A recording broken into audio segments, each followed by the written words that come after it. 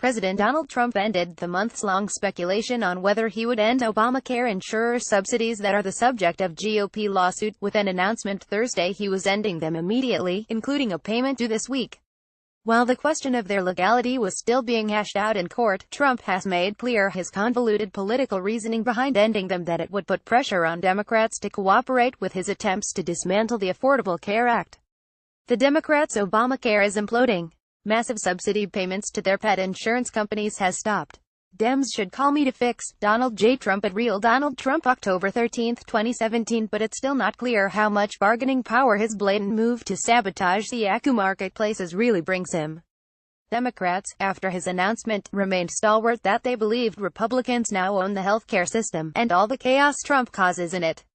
If anything, it's Republicans who are split on how to respond to Trump's move. In this, politically, he's in much worse shape than we are, Minority Leader Chuck Schumer DNY said on a conference call with reporters Friday. The American people, even a large number of Republicans, are on our side in terms of improving the system, not destroying it. So I don't think he has much leverage to threaten or bully. The subsidies are known as cost-sharing reduction payments, and they subsidize insurers for keeping out-of-pocket costs down for low-income individuals. House Republicans sued the Obama administration in 2014, claiming the payments were illegal because they hadn't been appropriated by Congress. Regardless of how that case would have concluded, Trump, in his comments about ending the subsidies, didn't give the sense that Congress' power of the purse was his primary interest. As far back as April, Trump has threatened that ending the subsidies would be a tool for him to bring Democrats to the Obamacare repeal negotiating table. He repeated the argument on Friday, while alleging that insurance companies were already rich and they didn't support his election.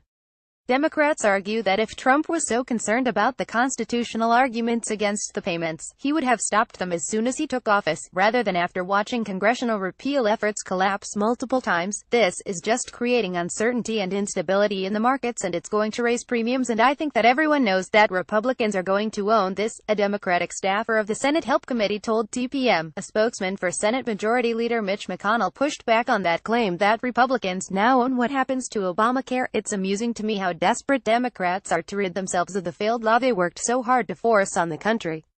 You'd think they'd be proud of it, the spokesman, Don Stewart, told TPM via email.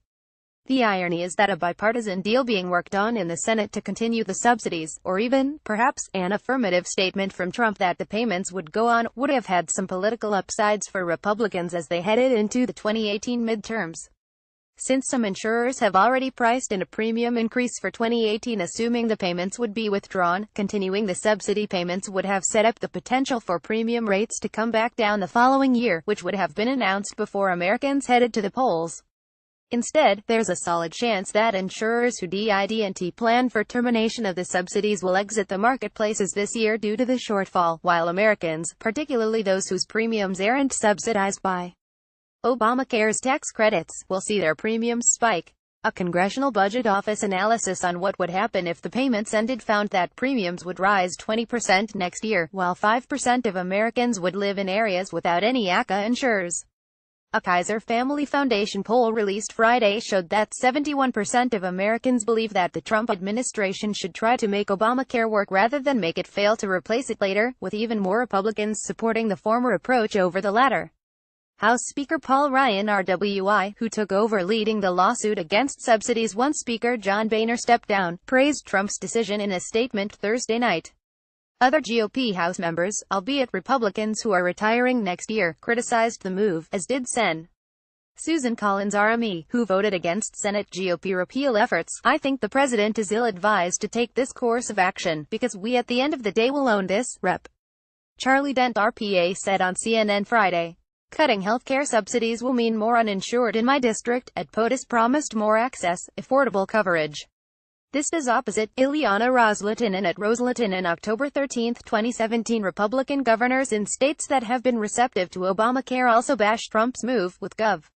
Brian Sandoval RNV calling it devastating and Gov. Charlie Baker RMA labeling it the wrong decision. There is still a chance that subsidies are revived by a bipartisan fix that help Chairman Lamar Alexander RTN and Ranking Member Sen. Patty Murray DWA have been working on. A Democratic help staffer said the negotiations, which were interrupted by the most Senate repeal attempt, are ongoing. Alexander's office did not return TPM's inquiries. The White House has sent mixed signals as to whether it would sign off on a compromise. Office of Management and Budget Secretary Mick Mulvaney shot down the idea that Trump would sign on to a Marie Alexander bill unless he got other concessions, such as a border wall, while Trump himself told Alexander the week before last that he approved the senator's approach, a GOP aide told Axios.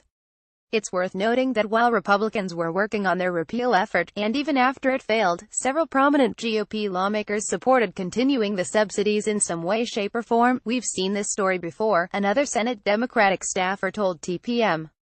Republicans say it would be a bad idea if Trump does something. Trump does it, and then congressional Republicans tie themselves in knots to say it's actually fine. They're still afraid to be crosswise with the president, even if it means premiums in their state go up.